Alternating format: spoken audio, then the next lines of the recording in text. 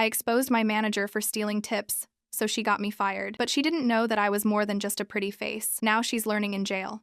Working at Bella's Italian Kitchen was supposed to be temporary while I figured out my next move after relocating to Austin. My manager Rebecca seemed friendly enough during training, always complimenting my work ethic and saying I was exactly what the restaurant needed.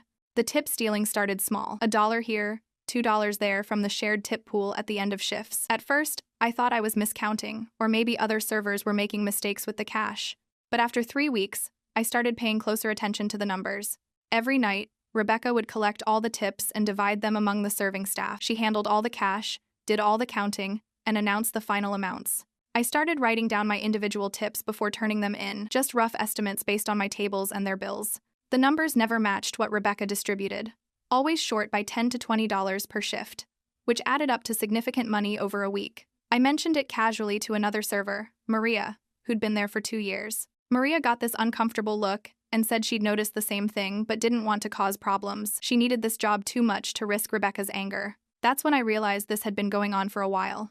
I started documenting everything systematically, every tip amount, every table, every calculation. I took pictures of my receipts before handing them to Rebecca, noted the timestamps, even recorded myself counting the money on my phone before turning it in.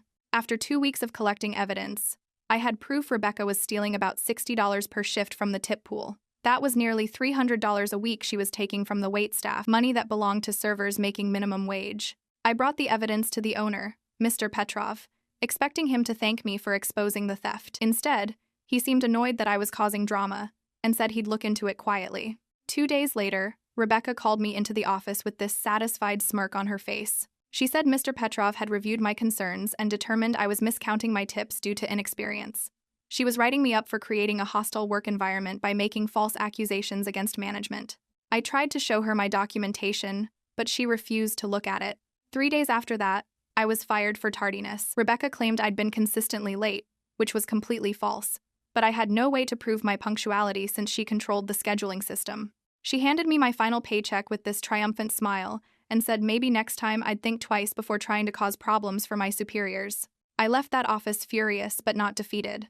Rebecca had made one crucial mistake in her assumption about who I really was. She looked at me and saw just another young server with blonde hair and a bright smile, someone who could be intimidated and discarded. What she didn't know was that before moving to Austin, I'd spent 5 years working financial crimes investigation for the Colorado State Attorney's Office. I'd specialized in embezzlement cases, understanding exactly how to trace stolen funds and build prosecutable cases against people who thought they were too smart to get caught.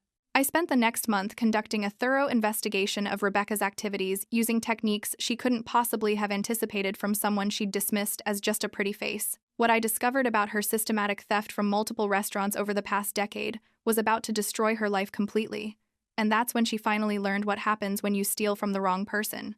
I leave Bella's Italian Kitchen for the last time, clutching a folder of evidence against Rebecca like it's made of gold. My car feels like a sanctuary after the humiliation of being fired for something I didn't do. I sit behind the wheel, hands trembling slightly, not from fear, but from pure, concentrated anger.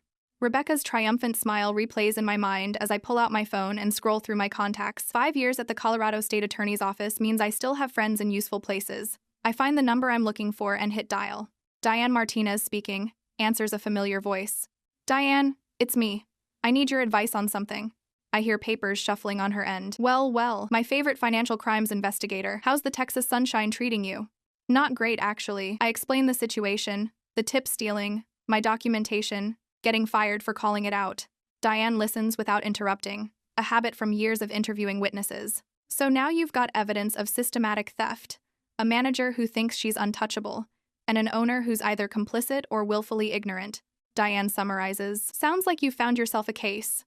I'm not sure what to do next. This isn't official. I'm just a fired server with a grudge as far as anyone's concerned. Diane chuckles. You and I both know you're never just anything. Remember the Hartman case? Everyone thought he was just a bookkeeper until you traced those offshore transfers. She's right. I'd spent my career being underestimated, using it to my advantage. Document everything, Diane continues. Create backups. Build your case methodically like you always do. And check her employment history. People like this rarely start stealing overnight. As if on cue, my phone buzzes with a text from Maria. Hey, just heard what happened. Not surprised, but still pissed. You should know Rebecca worked at Carmine's and Vescovo's before Bella's. Left both under mysterious circumstances, according to my friend who worked there. Servers complained about tips there too. I text back a quick thank you, my mind already racing with possibilities. Diane, I think this goes deeper than Bella's. I need to check her previous employment. Now you're thinking like an investigator again? Diane says approvingly. Call me if you need anything. And remember, people like Rebecca get caught because they think they're smarter than everyone else. After hanging up, I drive straight to a copy shop and make 3 duplicate sets of all my evidence: the photos of receipts, my calculations, the time-stamped notes, and the recordings. One set goes into a safety deposit box I open that afternoon. Another I mail to Diane with instructions to hold it. The third I upload to an encrypted cloud storage account. Back at my apartment, I create a digital case file like I would have at the attorney's office. I label it Rebecca Bella's Investigation and begin organizing everything chronologically.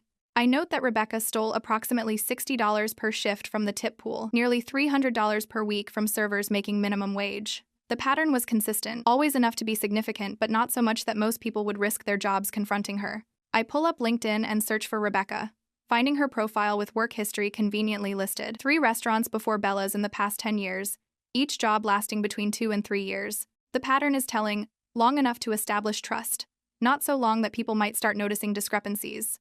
I create a spreadsheet tracking her employment dates, estimating potential theft amounts based on what I'd documented at Bella's. If she maintained the same pattern, $300 per week, she could have stolen over $150,000 from servers across all 4 restaurants over the past decade. My phone buzzes again. Maria, forgot to mention. My friend Jake worked at Vescovo's with Rebecca, said servers there thought someone was skimming tips but couldn't prove it. He's willing to talk if you're interested. I save his contact information. This is starting to look like a pattern of behavior, not an isolated incident. Next, I pull up public records databases I still have access to from my previous work. Rebecca's financial records show an interesting pattern. Regular bank deposits beyond her salary, always in cash, always under $10,000 to avoid triggering reporting requirements. Classic structuring behavior I've seen in dozens of embezzlement cases. I also find something unexpected. Rebecca purchased a vacation home last year. The mortgage application lists her income as significantly higher than what a restaurant manager typically earns. Either she has another job she's not disclosing, or she's been supplementing her income with stolen tips for years. I lean back in my chair, staring at my growing case file. Rebecca thought she'd won by firing me, but she'd actually just freed me to investigate her properly. No more pretending to be just a server. Now I could be the financial crimes investigator I was trained to be. I reach for my phone and text Maria. Tell Jake I'd like to meet, and if he knows anyone else who worked with Rebecca at previous restaurants, I'd like their contacts too. Then I open my laptop and start drafting a formal investigation plan, just like I would have at the attorney's office. Phase 1. Gather witness statements from former employees. Phase 2. Document financial patterns across all restaurants. Phase 3. Build a prosecutable case for systematic theft. Rebecca has no idea what's coming. She looked at me and saw just a pretty face, another disposable server she could intimidate and discard. She's about to learn what happens when you underestimate the wrong person. The next morning, I wake up with a sense of purpose I haven't felt since leaving Colorado. My apartment is covered in notes, printouts, and a growing evidence board that would make my former colleagues proud.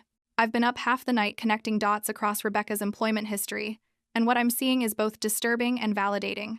I pour myself coffee and call the first number on my list, a former server from Vescovo's named Jake. Hello? A groggy voice answers. Jake, this is Maria's friend from Bella's. Do you have a few minutes to talk about Rebecca Thornton? There's a pause, then his voice drops. Yeah.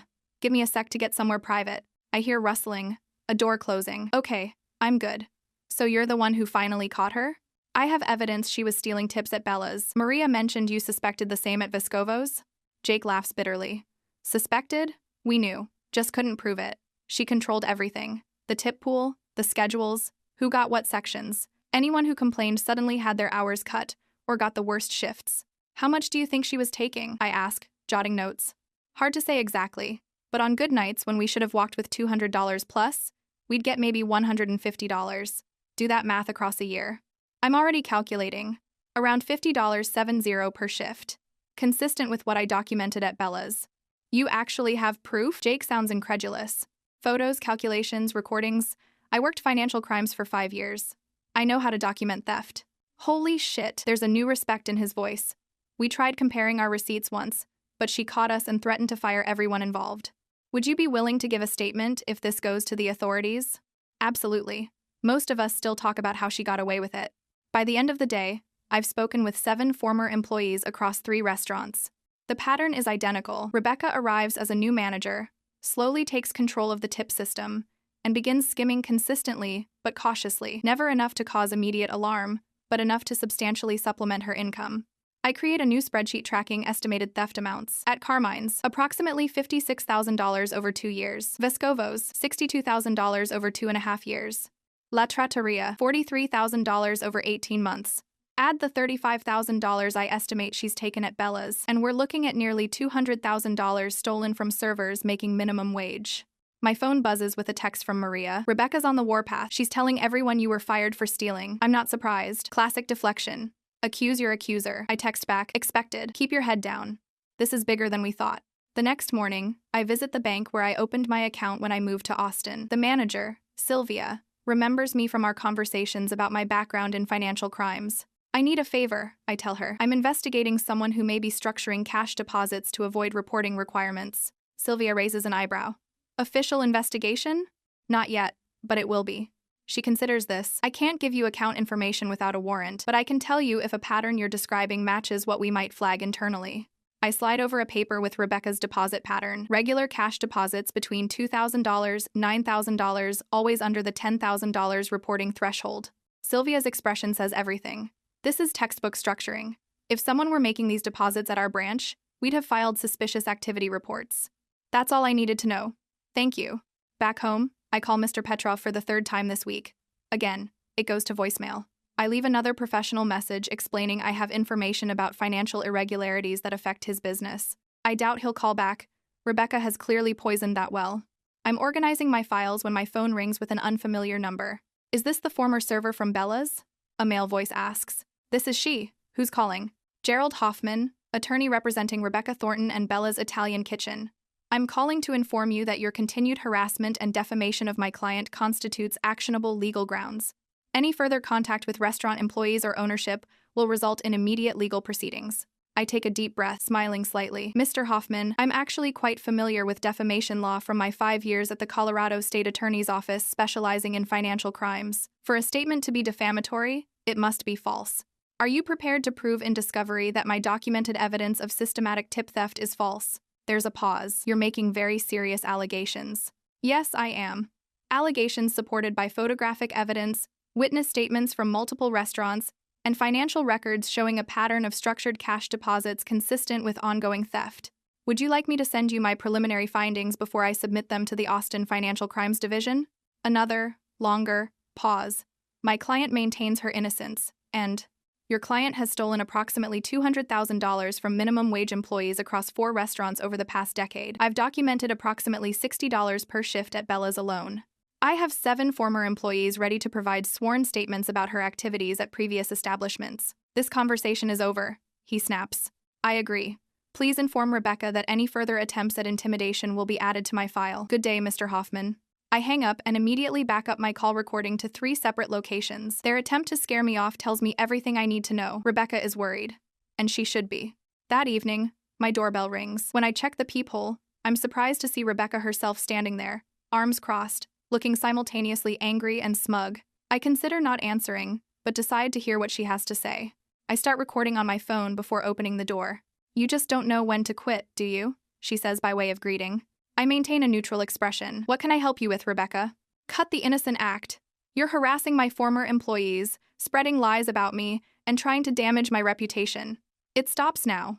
I'm simply having conversations with people who have information relevant to my investigation. Her face contorts. Your investigation? You're a fired server with a grudge. Nobody's going to believe you over me. That's where you're wrong. People who steal $60 per shift from tip pools leave evidence. People who structure bank deposits to hide illicit cash leave trails. People who establish patterns across multiple restaurants create witnesses. For just a moment, I see fear flash across her face before she composes herself. This is your last warning. Drop this little crusade of yours, or I'll make sure you never work in a restaurant in this city again. I smile slightly. Rebecca, I never planned to work in restaurants long term. This was temporary while I decided my next career move. But thank you for coming here personally. It saves me the trouble of documenting your attempt at witness intimidation separately. She notices my phone then, the recording app clearly visible. Her face pales. You haven't heard the last from me, she snarls, turning to leave. Actually, Rebecca, I call after her. I think the next voice you'll hear will be a detective's. Have a pleasant evening. I close the door, stop the recording, and immediately back it up to my secure folders. Rebecca just made my case even stronger, and she doesn't even realize it. Tomorrow, I'll make the call to the Austin Financial Crimes Division and set the final phase in motion.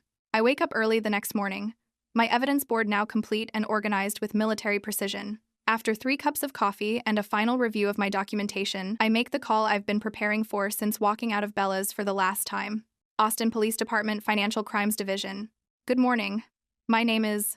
I pause, realizing how strange it feels to introduce myself with my professional credentials again. I'm a former investigator with the Colorado State Attorney's Office, Financial Crimes Unit.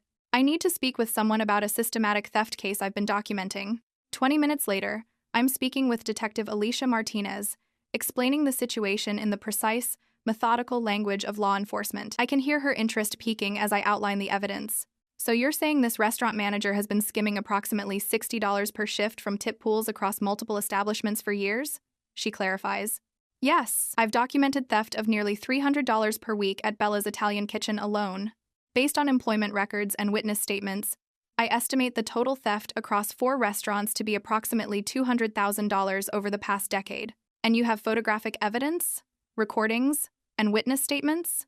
Affirmative. Plus financial records showing structured cash deposits consistent with ongoing theft. I've also documented her attempt at witness intimidation when she came to my apartment 2 nights ago. There's a pause on the line. You recorded that? Of course. 5 years investigating embezzlement cases teaches you to document everything. I hear the smile in Detective Martinez's voice. I'd like to see your evidence file. Can you bring it in today? 2 hours later, I'm sitting across from Detective Martinez in an interview room at the Financial Crimes Division. She flips through my meticulously organized binder with growing admiration.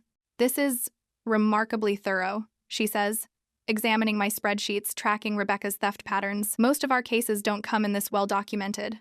I couldn't let her get away with it. I explain. These are servers making minimum wage. That $60 per shift she's stealing might be the difference between making rent or not for some of them. Detective Martinez nods, studying the bank deposit records. These structured deposits are textbook. How did you access these?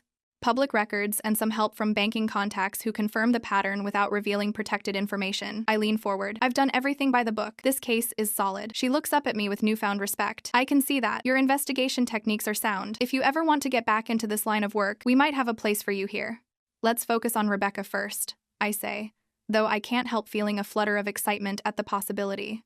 Detective Martinez closes the binder. I'll need statements from those former employees you mentioned, and I'll be contacting Mr. Petrov today. He's been avoiding my calls. Rebecca has him convinced I'm just a disgruntled ex-employee. Well, an official police investigation tends to change perspectives quickly, she says with a slight smile. I'll keep you updated. 3 days pass with no word.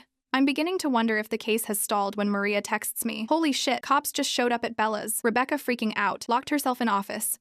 I text back, stay calm. Tell them everything you know. An hour later, Detective Martinez calls me. Your Mr. Petrov had quite the change of heart when I showed him our evidence. Apparently, Rebecca tried to destroy financial records when she heard we were coming. That didn't help her case. Is he cooperating now? Fully. He claims he had no idea about the extent of the theft. Said he trusted her completely with the finances. She pauses. He also mentioned feeling terrible about firing you. Said Rebecca convinced him you were trying to cause trouble. I laugh softly. That sounds like her. What happens now? We're executing a search warrant on her home and bank records. Based on what we've found so far, we'll be making an arrest very soon. 2 more days pass. I'm organizing my apartment, trying to distract myself from constantly checking my phone, when Maria calls. You are not going to believe what just happened, she says, her voice breathless with excitement. Tell me. Rebecca just got arrested, right in the middle of dinner service. 4 cops walked in and took her away in handcuffs while she screamed that it was all a misunderstanding. Maria's voice drops to a whisper. Mr. Petrov was crying. Actual tears. He kept saying he had no idea and apologizing to all the staff. I sink into my couch, a wave of satisfaction washing over me. How are the other servers taking it? Everyone's in shock, but also relieved, like we all knew something was wrong but couldn't prove it. You did that for us. Her voice grows serious. Thank you. Really. That evening, my doorbell rings. I check the peephole to see Mr. Petrov standing there, looking considerably more disheveled than when I last saw him. I open the door cautiously. May I come in? He asks, his Russian accent thicker than usual, a sign of stress I'd noticed during my brief employment. I hesitate, then step aside. He enters, standing awkwardly in my living room, taking in the evidence board still covering one wall. Detective Martinez showed me everything, he says finally. The photos, the calculations. 3 years she has been stealing from my restaurant, From my people, he shakes his head. I am a fool. You trusted your manager. Most owners do. I trusted the wrong person.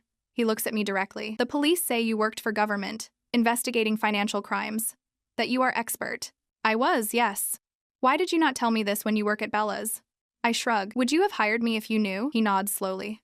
I understand now why your evidence was so professional. He takes a deep breath. I have come to apologize and to ask you to return to Bella's, not as server, as manager. I'm momentarily stunned. Mr. Petrov, I will double Rebecca's salary for you. You know finances, you catch thieves, and you care about workers. This is what my restaurant needs. I consider it briefly, imagining myself running Bella's, implementing fair systems, creating a better workplace. But Detective Martinez's words echo in my mind. I appreciate the offer, Mr. Petrov, but I think I'm heading back into financial crime investigation. It's what I'm trained for. He looks disappointed but nods. I understand. But please, come back to eat at Bella's as my guest. I will make sure everyone knows what you did for them. After he leaves, I sit at my kitchen table, staring at the business card Detective Martinez gave me. The Austin Financial Crimes Division is looking for someone with my skills and experience. Someone who doesn't give up when powerful people try to silence them.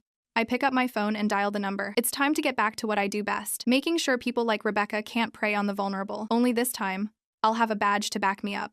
The morning of Rebecca's arraignment feels surreal. I'm seated in the courtroom's second row, watching as she's led in wearing an orange jumpsuit that drains the color from her face. Gone is the confident manager who threatened me on my doorstep. In her place stands a woman who looks smaller somehow, her shoulders hunched as if trying to disappear.